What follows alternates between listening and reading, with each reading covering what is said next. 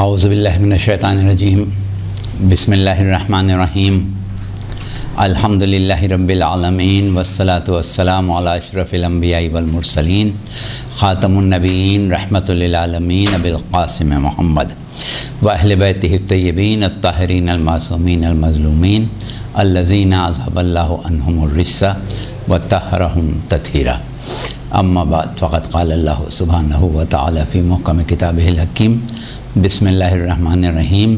تبارک الذی نزل الفرقان علی عبدہ لیکون للعالمین نذیرا۔ سامعین والا، علوم قرآن کے موضوع پر آپ ہماری مسلسل گفتگو سماعت فرما رہے ہیں۔ گزشتہ تقریر میں ہم نے عظمت قرآن، بزرگی اور قرآن کی اہمیت پر کافی حد تک گفتگو کر لی تھی۔ قرآن کی آیتیں بھی پیش کی تھیں، سرکار رسالت صلی اللہ علیہ وآلہ وسلم کی ایک گفتار کا تھوڑا سا اقتباس اور امیر المومنین علیہ السلام کے خطبے کا تھوڑا سا اقتباس بھی اس میں ہم نے بیان کیا تھا، اور آیات قرآنی کے ذیل میں جو مفاہیم اور جو زاویے پیدا ہو رہے تھے ان کا بھی ہم نے تذکرہ کر دیا تھا۔ اچھا، اب اس کے بعد ہم نے آپ کو یہ بھی بتا دیا تھا کہ ہمارا جو موضوع ہے علوم قرآن، اس علوم قرآن کے موضوع میں کیا چیزیں اور کیا پیرائے ہم شامل کریں گے، وہ گزشتہ تقاریر میں آپ سماعت فرما چکے کہ علوم قرآن جو ہے اس کا مطلب وہ تمام علوم ہیں جن کا تعلق قرآن سے ہے۔ اور پھر ہم نے اس بات کی وضاحت کر دی تھی کہ علوم قرآن میں سب سے اہم چیز جو ہے وہ قرآن فہمی کا علم ہے، اور یہی قرآن فہمی ہے جو تفسیر اور تشریح وغیرہ کے ایک تسلسل میں آ جاتی ہے۔ اور ایک لفظ اور بہت کثرت سے آپ سنتے ہیں تفسیر کے ساتھ تعویل۔ یہ گفتگو تعویل کیا شے ہے، تعویل و تفسیر میں کیا فرق ہے، تعویل کے مفہوم میں جو عموماً لیا جاتا ہے وہ کیا ہے، اور قرآن میں جو لفظ تعویل استعمال ہوا ہے وہاں کیا مفہوم ہے، یہ سب چیزیں انشاءاللہ ہم آئندہ تقریروں میں آپ کے گوش گزار کریں گے۔ اب صورتحال اس کے آگے جو ہماری بڑھ گئی تھی، تھوڑا سا خلاصہ اس کا بھی سن لیں تاکہ آپ کی توجہات ایک مرتبہ مسلسل ہو جائیں۔ وہ یہ تھیں کہ ہم نے علوم قرآن کا تذکرہ کرنے کے بعد، تفسیر کا تذکرہ کرنے کے بعد،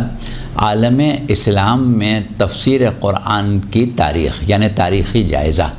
اس کے اوپر بھی گفتگو کی تھی، اور یہ بتایا تھا قرآن کی روشنی میں کہ پیغمبر اسلام صلی اللہ علیہ وآلہ وسلم خود اپنی حیات طیبہ میں جن ذمہ داریوں سے عہدہ برا ہوتے رہے اس میں تعلیم قرآن بھی ہے، تو وہ گفتگو آپ سماعت فرما چکے۔ اب اس کے بعد ہم نے ایک جائزہ پیش کیا تھا کہ حضور صلی اللہ علیہ وآلہ وسلم کے بعد عالم اسلام میں جب تفسیر کے اوپر گفتگو ہوتی ہے تو کس پیرائے میں ہوتی ہے، اور اس میں صورت یہ تھی کہ ایک طبقہ یا ایک مرحلہ ان لوگوں کا ہے کہ جو عہد رسالت کے مفسرین ہیں، ان کا بھی ہم نے ذکر کر دیا تھا، پھر عہد تابعین کے مفسرین کی بھی کسی حد تک ہم نے تفصیل اور ان کا تعارف کرا دیا تھا، اور ان دونوں کے تفاسیر لکھنے کے انداز کا بھی تذکرہ ہو گیا تھا۔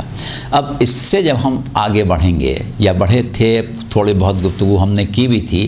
کہ عہد صحابہ اور تابعین یعنی پیغمبر اسلام صلی اللہ علیہ وآلہ وسلم کی وفات کے چند سال بعد سے لے کے اور ہم دوسری تیسری صدی ہجری تک اگر چلے جائیں تو ہم یہ دیکھتے ہیں کہ عالم اسلام میں بڑے نمایاں انقلابات ہوئے، اور ان انقلابات کا مختصر جائزہ ہم لے چکے ہیں۔ آج ایک تھوڑی سی ایک نقطے کی وضاحت اور کر دیں، وہ یہ ہے کہ دیکھیے صورتحال یہ تھی کہ جب فتوحات کا دور آیا، یعنی رسول اللہ کی وفات کے فوراً ہی بات آپ اس کو کہہ سکتے ہیں، اور آس پاس کے وہ تمام علاقے، وہ سلطنتیں، وہ حکومتیں کہ جو اس زمانے کی متمدن، ترقی یافتہ، تعلیم یافتہ اور تہذیب یافتہ سلطنتیں کہلاتی تھیں، ان سے تصادم کے نتیجے میں بہت بڑی تعداد عالم اسلام میں ان نو مسلموں کی پیدا ہو گئی کہ جو نئی قوموں سے عالم اسلام میں داخل ہوئے۔ اب ظاہر ہے کہ جب وہ عالم اسلام میں داخل ہوئے تو اپنے دیرینہ عقائد و نظریات، افکار، روایات سب لے کے آئے، اور ایسا انتظام کوئی عالم اسلام میں نہیں تھا کہ ان کو وہ تعلیمات قرآن جو پیغمبر اسلام اپنے زمانے میں بیان کر گئے ان کی صحیح معنوں میں تعلیم دی جاتی۔ تو ظاہر ہے کہ ایک طبقہ صحابہ و تابعین کا تھا، اس کے بعد جب فوراً ایک سلسلہ یہ پیدا ہو گیا کہ وہ طرز حکومت جس کو عام طور پر مسلمان منہاج الرسالت کہتے ہیں، وہ کچھ ہی دن میں ختم ہو گیا، اور پھر ایک خاندان میں محدود رہنے والی استبدادی اور مطلق العنان حکومت نے خلافت پیغمبر اسلام یا خلافت اسلامیہ کا روپ دھار لیا۔ اب ظاہر ہے کہ ایک طرف یہ نسلوں میں باقی رہنے والی سلطنت اپنے مفادات، اپنے تحفظات اور اپنے ترجیحات رکھتی تھی،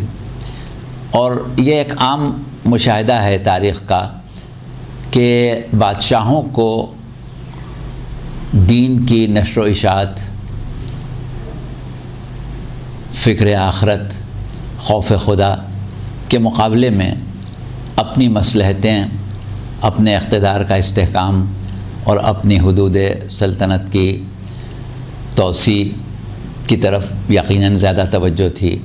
پھر وہ عیش و عشرت کی زندگی، وہ ماحول، اس کا ہمیں اس وقت ذکر نہیں کرنا ہے۔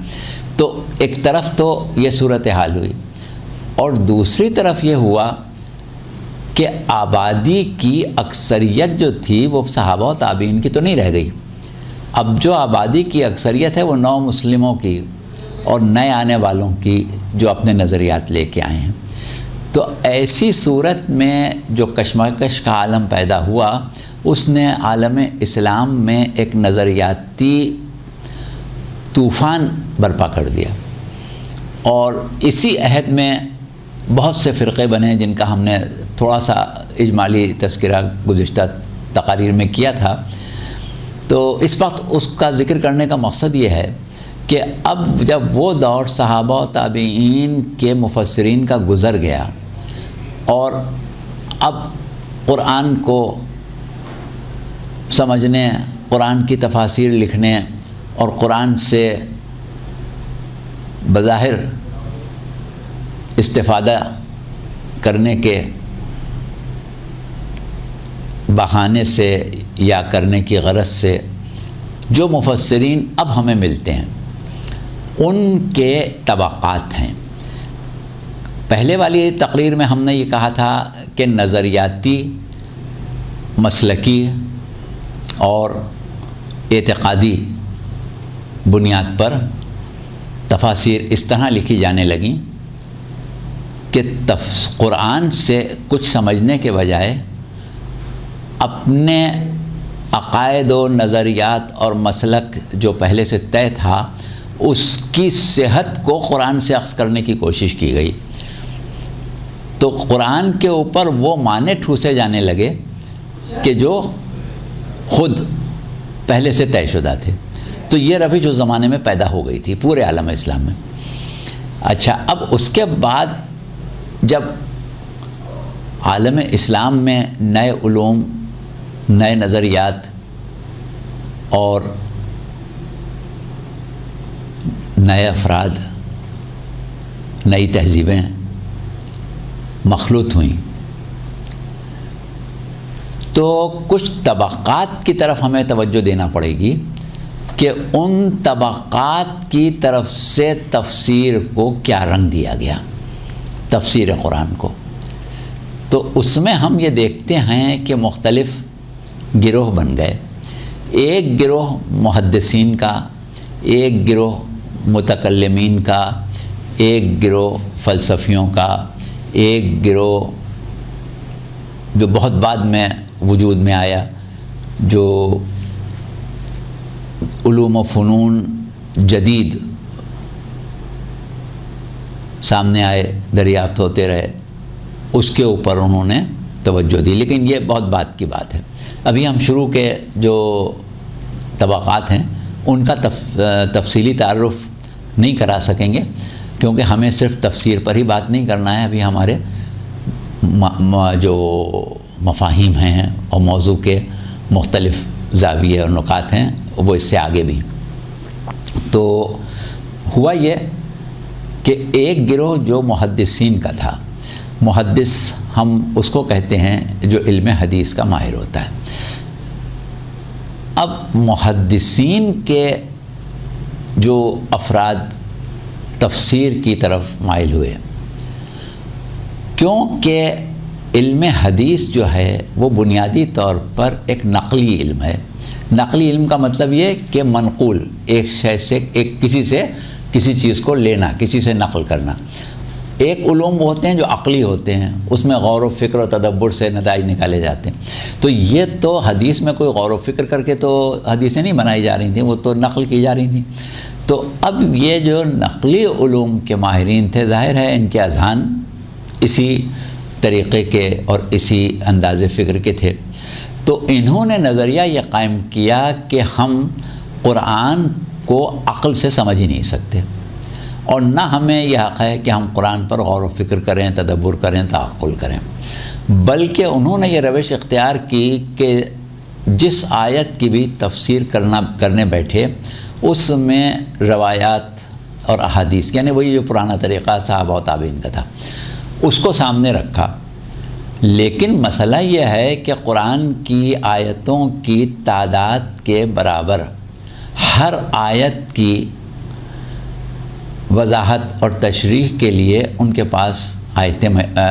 روایتیں اور احادیث میسر نہیں تھیں، لہٰذا انہوں نے تفسیر کو بہت محدود کر دیا اور صرف اسی حد تک تفسیر کی جس حد تک ان کے پاس احادیث پہنچ سکیں۔ تو اس طرح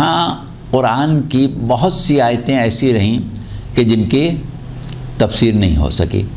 اور انہوں نے اس تفسیر کے نہ ہونے کو یہ کہہ کے ایک مرتبہ اس مقام پر چھوڑ دیا کہ جو سورہ آل عمران کی 7ویں 8ویں آیت ہے جس میں راسخون فی العلم کا ذکر ہے، بھی ہم آیتیں پڑھیں گے بھی، تو اس میں آگے چل کے یہ کہا گیا ہے کہ راسخون فی العلم یہ کہتے ہیں کہ یہ سب کچھ اللہ کی طرف سے، ہمارا اس کے اوپر ایمان ہے۔ تو بس یہاں تک لا کے انہوں نے تفسیر کو چھوڑ دیا۔ یہ تھا ایک طریقہ تفسیر کا، اور اس انداز میں ہمیں عالم اسلام میں تفاسیر ملتی ہیں۔ اچھا، اس کے بعد ایک دوسری صورت یا دوسرا طبقہ سامنے آتا ہے، یہ ہے متکلمین کا طبقہ۔ متکلمین ہم ان کو کہتے ہیں جو علم کلام یعنی عقائد کے علم کے ماہرین ہوتے ہیں۔ اب یہ عقائد کا علم جو ہے یہ اپنی جگہ خود متنازع چیز ہے، یعنی عالم اسلام میں سب سے پہلے تو ہم آپ کو یہ بتائیں کہ یہ علم کلام کا لفظ جو عقائد کے علم کے لیے استعمال ہونے لگا، اس کی وجہ تسمیہ ہی ایک اختلاف تھا، یعنی اللہ کی صفات کا تعین کرنے کے بعد ایک صفت اللہ کی متکلم قرار پائی، یعنی کلام کرنے والا، اور اس کے بعد پھر ایک بہت طویل بحث چلی دو قسم کے نظریات میں کہ کلام الہی جو ہے وہ اللہ کی مخلوق ہے یا قدیم ہے، ہمیشہ سے موجود ہے، تو اس سلسلے میں کیونکہ کلام کے اوپر بات ہوتی رہی اور اسی سے تنازعات پیدا ہوتے رہے اور مختلف عقائد و نظریات سامنے آئے، آپس میں دونوں کا تصادم جو تھا وہ ایک دوسرے کے کفر کے فتووں تک چلا گیا۔ بہرحال وہ ہمارا موضوع نہیں ہے۔ کہنے کا مقصد یہ ہے کہ علم کلام جو ہے وہ عقائد کا علم ہے اور اس میں خود اختلافات ہیں۔ ہر متکلم اپنا عقیدہ رکھتا ہے۔ تو اب یہاں سے وہ معاملہ شروع ہوا کہ متکلمین نے یہ کام کیا کہ جب تک تفسیر قرآن کرنے بیٹھے تو احادیث کو نہیں لیا، روایات کو نہیں لیا، بلکہ کہا کہ ہم تفکر سے، تدبر سے اس کے معنی اخذ کریں گے، اور اس تفکر اور جو ان کا تدبر تھا اس کا دائرہ صرف ان کے عقائد کی حد تک تھا۔ یعنی پہلے وہ اپنے عقائد طے کر لیتے تھے، اس کے بعد قرآن کی تفسیر کرتے تھے۔ تو نتیجہ جیسا کہ ابھی ہم نے کہا کہ عالم اسلام تفسیر کے بجائے تطبیق کی طرف جانے لگا۔ یہی صورت تیسرے طبقے یعنی فلسفیوں کی ہوئی۔ فلسفیوں کا مسئلہ کیا ہے کہ فلسفی جو ہیں وہ اور متکلمین بہت زیادہ فاصلہ نہیں رکھتے، تھوڑا سا فرق ہے، وہ ہم اس وقت اس کی وضاحت میں نہیں جائیں گے، لیکن بہرحال انہوں نے اپنے علوم اور اپنے معارف اور اپنے تدبر اور تفکر کے دائرے کو متکلمین سے بہت زیادہ وسیع رکھا، لیکن اس وسعت اور ان بہت سے علوم کے سامنے رکھنے کے باوجود بات وہیں کی وہیں رہی۔ اب اس میں شک نہیں کہ متکلمین کی تطبیق میں اور فلسفیوں کی تطبیق میں ایک دائرے کی وسعت کا فرق تو ہو گیا، لیکن بات وہی کی وہی رہی کہ ان لوگوں کی اکثریت نے بھی یہی کیا کہ ایک مرتبہ صرف قرآن کو سامنے رکھ کے قرآن سے کچھ سیکھنے کے بجائے جو خود سیکھے ہوئے تھے اس کو قرآن سے ثابت کیا۔ تو یہ جو تفاسیر ہمارے سامنے آئیں یہ ظاہر ہے کہ صحیح معنوں میں ہمارے لیے مفید نہیں ہے،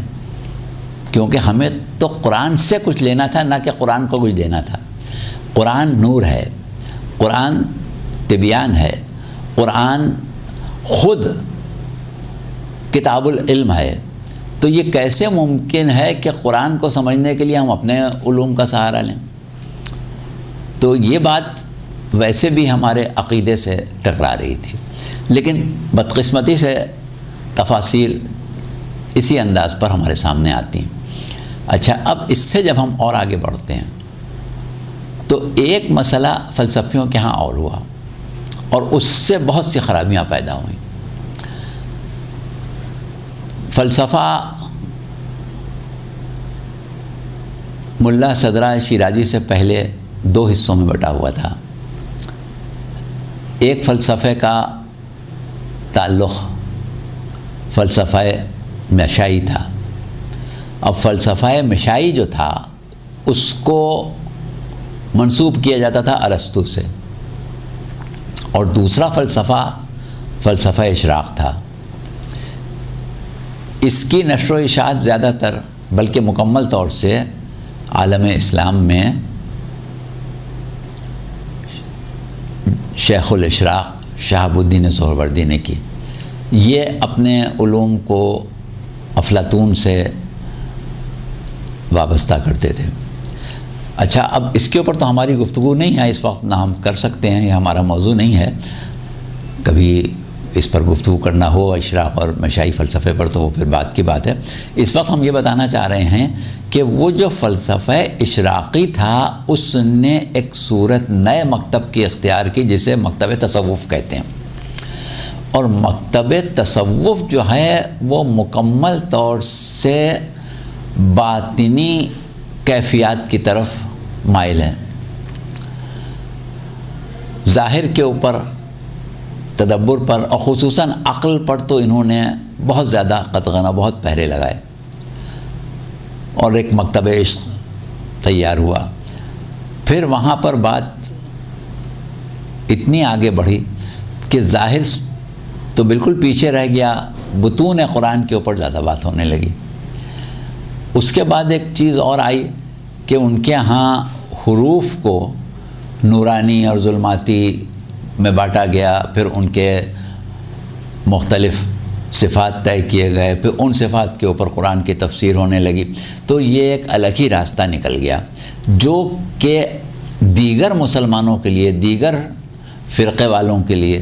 اور دیگر نظریات رکھنے والوں کے لیے ایک لحاظ سے کہا جائے کہ کام کی چیز ہی نہیں رہ گئی۔ تو یہ ایک اور بدقسمتی ہوئی عالم اسلام میں تفسیر کے ساتھ۔ اچھا، اب اس کے بعد جو بعد والے لوگ ہیں ان کا بھی ہم تھوڑا سا تعارف آپ سے کرا دیں اور پھر انشاءاللہ ہم اپنی گفتگو کو آگے بڑھاتے ہیں۔ تو بات یہ ہے کہ ایک توقع ہمارے ہاں اور بعد میں پیدا ہوا کہ جو یہ سمجھتا تھا کہ یہ جدید علوم، یہ سائنس، یہ ٹیکنالوجی، یہ علم حیات کی ترقی، یہ سب چیزیں جو باتیں ہمیں بتا رہی ہیں، دراصل قرآن نے پہلے ہمیں یہی بتایا تھا۔ اب اگر ہم ان چیزوں کو بنیاد بنا کے قرآن کو سمجھیں تو صحیح معنوں میں قرآن سمجھ میں آئے گا۔ یہ ایک روش جو بہت بعد میں شروع ہوئی، اس میں بھی بہت سی خرابیاں، اور سب سے بڑی خرابی یہی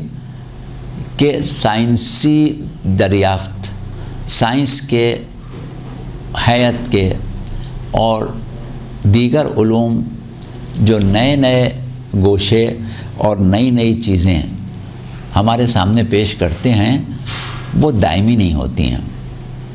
کچھ عرصے بعد وہ نظریات تبدیل ہو جاتے ہیں، کچھ عرصے بعد نئی باتیں آ جاتی ہیں، وہ نظریات رد کر دیے جاتے ہیں۔ تو اس اعتبار سے ان چیزوں کو بنیاد بنا کے قرآن کو سمجھنا جو ہے، اس میں شک نہیں کہ یہ ایک قسم کا اعجاز قرآنی ہے کہ بہت سے ایسے امور اور ایسے علوم جو نزول قرآن کے زمانے میں متعارف نہیں تھے، تو اس وقت کے مفسرین جب اس کی تفسیر کرتے تھے تو ان علوم کے مطابق کرتے تھے جس حد تک ان کو تھے۔ اب بنیادی چیز لے لیں مثال کے طور پر، جب قرآن نازل ہوا تھا اور اس کے بعد کافی بہت عرصے تک، صدیوں تک صورتحال یہ تھی کہ لوگ علم حیات سے اتنے ناواقف تھے کہ دنیا کو مرکز نظام شمسی سمجھتے تھے، اور وہ یہ سمجھتے تھے کہ دنیا مرکز ہے اور باقی چاند، سورج، ستارے سب اس کے گرد گھومتے ہیں۔ پھر دنیا کو بھی وہ ایک چٹیل میدان جس کی حدود کوہ قاف کہلاتی تھیں کے طور پر تصور کرتے تھے۔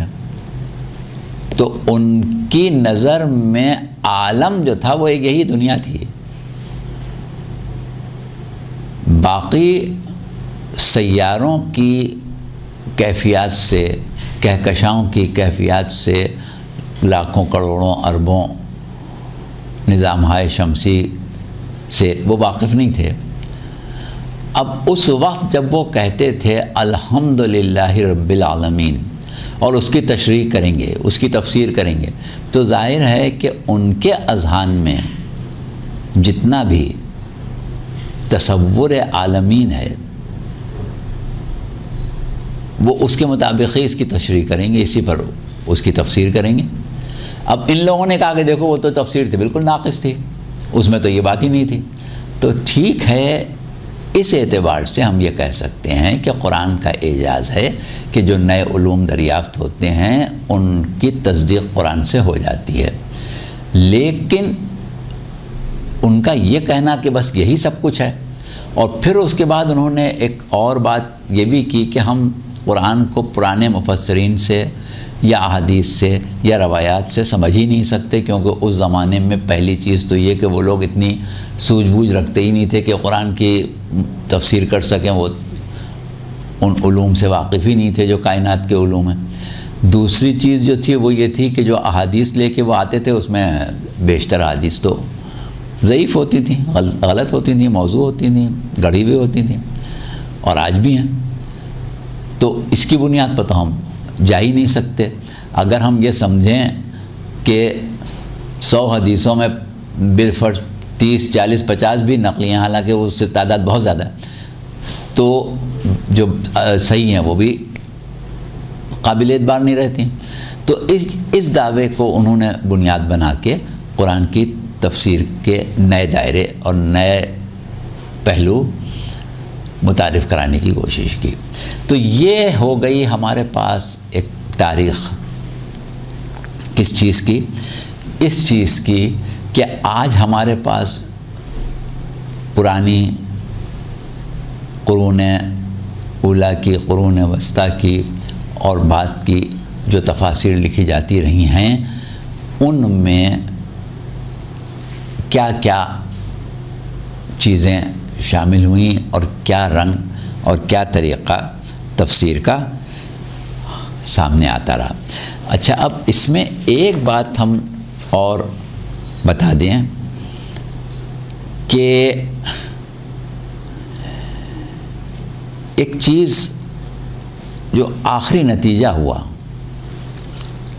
وہ یہ ہوا کہ زیادہ تر تفاسیر جو ہیں وہ تفسیر کے بجائے تطبیق بن گئیں، یعنی بجائے اس کے کہ قرآن سے کچھ لینے کی کوشش کی جاتی، قرآن کو اپنے نظریات کے اوپر منطبق کرنے کی زیادہ کوشش کی گئی، اور اسی چیز نے تفاسیر کو فرقوں میں، طبقات میں بانٹ دیا۔ اچھا، کل ہم نے یہی بات بطور اجمال کہی تھی، اور آج ہم نے تفصیل سے اس بات کو آپ کے سامنے پیش کر دیا۔ اچھا، اب ہمیں اس سلسلے میں جو اگلے مرحلے کی طرف آنا ہے وہ یہ ہے کہ ہم ایک چیز تو آپ کو یہ بتائیں گے کہ قرآن فہمی کے معاملے میں مکتب تشیع کا بنیادی عقیدہ یا بنیادی تصور یا بنیادی نظریہ کیا ہے، اور دوسری چیز ہمیں یہ بتانا ہے کہ جب ہم قرآن کو سمجھنے بیٹھتے ہیں، قرآن کی تفسیر کرنے بیٹھتے ہیں، قرآن کی تشریح کرنے بیٹھتے ہیں، تو آیا ہم کو اپنے فہم و فراست کو، اپنی فکر کو استعمال کر کے معانی و مطالب کو اخذ کرنے کا حق ہے یا نہیں ہے؟ نہیں ہے تو کیوں؟ ہے تو کس بنیاد پر؟ یہ ایک بحث ابھی ہم انشاءاللہ آپ کے سامنے پیش کریں گے۔ اور دوسری چیز جو ہے وہ یہ ہے کہ ہمارے علماء نے تفسیر کے معاملے میں باقاعدہ کچھ قواعد و ضوابط اور کچھ اصول متعین کیے ہیں، اور پورا ایک علم ہے جسے ہم علم تفسیر، علم جری وغیرہ کہتے ہیں۔ تو اس کو ہم ان 10 تقریروں میں وضاحت کے ساتھ نہیں بیان کر پائیں گے، کچھ تھوڑے تھوڑے مباحث شامل کریں گے، کیونکہ عالم اسلام میں قرآن کے بارے میں کچھ ایسے مباحث ہر زمانے میں رہے کہ جن کو ہم بیان کیے بغیر اپنے مقاصد کو اور اپنے موضوع کو مکمل نہیں کر پائیں گے۔ ایک نظریہ عالم اسلام میں پیدا ہوا کہ صاحب قرآن جو ہے وہ تو عوام الناس کے لیے نازل ہوا ہے، بالکل آسان ہے، نہ تفسیر کی ضرورت نہ تشریح کی ضرورت، پڑھو سمجھ لو۔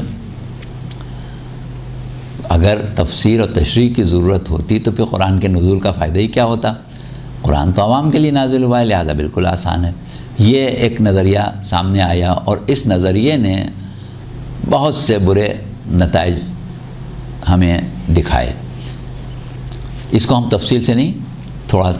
احتیاط سے مختصراً بیان کریں گے ابھی آگے چل کے۔ ابھی ہم بتا رہے ہیں کہ آگے ہمیں کیا کیا گفتگو کرنا۔ اچھا، دوسری چیز ایک یہ ہے کہ جو ہمارے علماء نے تفسیر کی اس کی مختلف قسمیں ہیں۔ پہلے والی قسمیں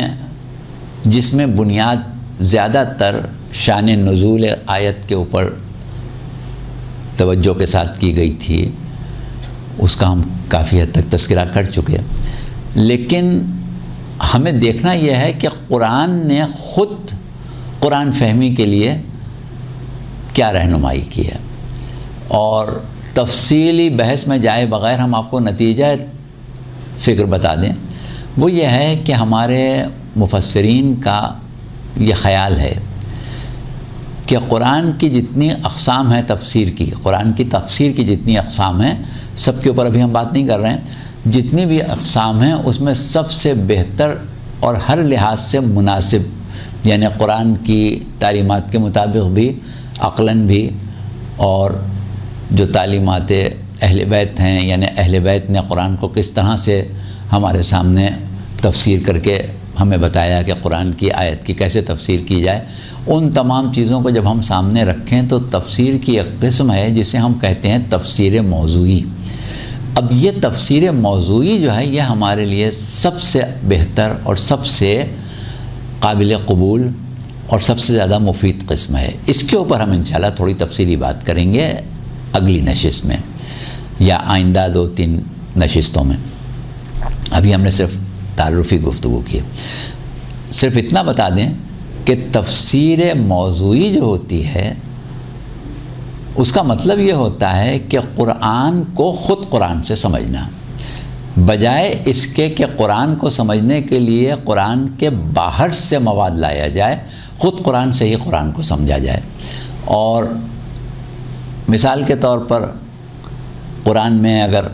سے ہم توحید کو سمجھنا چاہتے ہیں تو ظاہر ہے کہ قرآن میں توحید کے بارے میں ہمیں بہت آیتیں ملیں گی، بلکہ قرآن کا موضوع ہی توحید ہے۔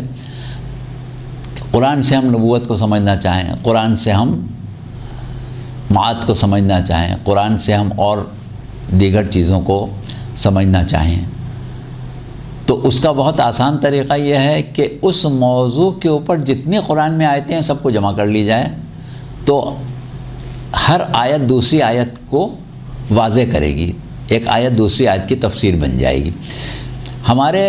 جو جید مفسرین ہیں، خصوصاً موجودہ زمانے کے مفسرین، ان میں علامہ محمد حسین طباطبائی کی جو تفسیر میزان ہے وہ تفسیر موضوعی ہے۔ انہوں نے پوری کوشش کی ہے کہ اس کی جو آیات ہیں ان کو آیات سے ہی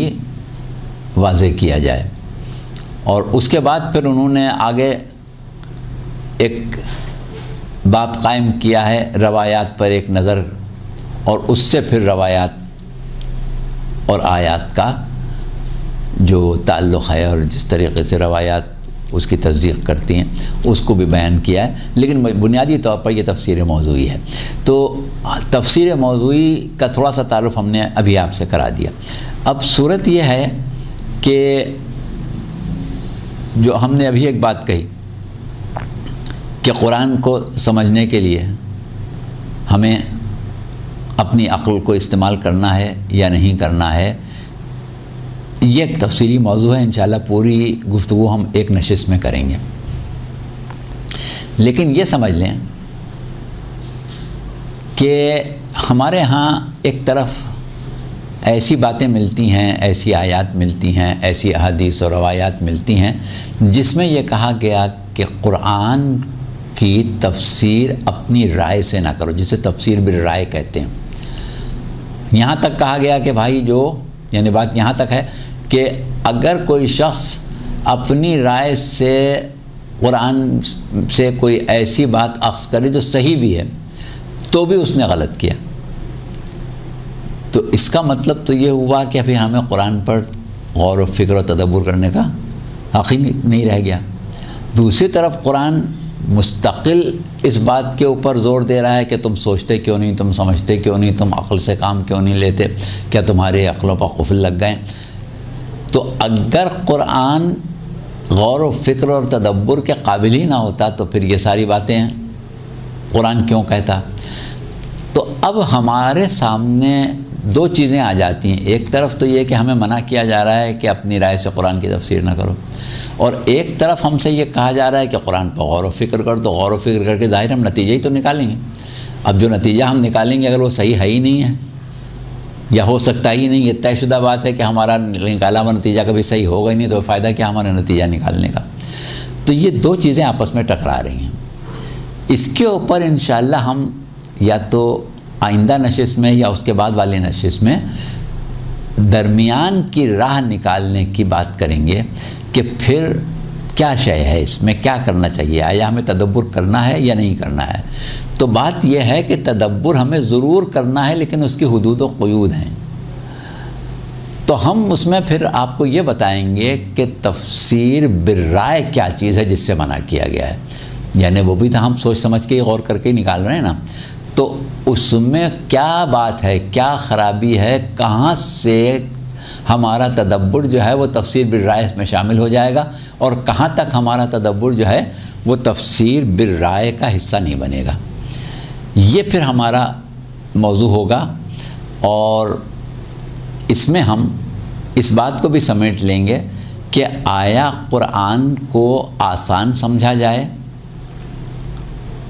یا مشکل سمجھا جائے؟ مشکل سمجھا جائے تو کس حد تک مشکل سمجھا جائے؟ آیا بالکل ہی اس کو ایک ایسی چیز بنا دیا جائے کہ ہم سمجھنے کی چیز ہی نہیں، اور یا اس کو اتنا آسان بنا دیا جائے کہ جو پڑھے وہ سمجھ لے؟ اس میں بھی ہمیں ایک درمیان کی راہ چاہیے۔ اس کے اوپر بھی انشاءاللہ ہم آئندہ تقریروں میں گفتگو کریں گے۔ البتہ ابھی جو ہمیں اس کے بعد والی تقریر میں آغاز میں بات کرنا ہے وہ مکتب تشیع کے بنیادی اصول پر کرنا ہے، اور اس میں ہم یہ بات کریں گے کہ کیا وجہ ہے کہ مکتب تشیع نے یہ طے کیا کہ قرآن کی تعلیم پیغمبر اسلام اپنی حیات میں دیں، اور اس کے بعد وہی سلسلہ تعلیم قرآن جو پیغمبر اسلام کے عہد میں خود پیغمبر اسلام صلی اللہ علیہ وآلہ وسلم کے ذریعے رواج پایا، اسی معیار کے ساتھ بعد رسول تا قیامت جاری رہے، اور جو کچھ قرآن کی تفسیر میں یا تعلیم قرآن میں کہا جائے وہ ان لوگوں کو اس کا حقدار سمجھا جائے کہ جن کا قول حجت ہو۔ اب یہ ہمارا نظریہ کن بنیادوں پر ہے، قرآن سے اس کی کیا ہمارے پاس تصدیق ہے، یہ انشاءاللہ ہم اگلی تقریر میں اجمالی طور پر بیان کریں گے، اور اس کے بعد پھر ہم آ جائیں گے اقسام تفسیر پر، جس کی ابھی ہم نے آپ سے ایک تعارفی گفتگو کر لی ہے۔ تو صرف ایک بات، کیونکہ ہمارا وقت پورا ہو گیا ہے، 40 منٹ کی ہماری گفتگو ہو چکی ہے، تو ہمیں ختم کرنا ہے، لیکن تتمے میں ہم یہ بات کر دیں کہ قرآن میں اس چیز کی طرف بہت واضح اشارے ہیں، اور پھر خود پیغمبر اسلام صلی اللہ علیہ وآلہ وسلم نے جو امت کو گمراہی سے محفوظ رہنے کی ضمانت دی ہے، اس میں یہ بات بہت واضح طور پر ملتی ہے کہ ہمیں بعد رسول قرآن فہمی کے لیے، قرآن کو سمجھنے کے لیے، مشیت پروردگار عالم جاننے کے لیے کس کی طرف رجوع کرنا ہے، اور آیات بہت سی ہیں، اس کے اوپر ہم انشاءاللہ بات کریں گے۔ آج ہمیں اجازت دیں، وما علینا الا البلاغ۔ خدا حافظ، فی امان اللہ۔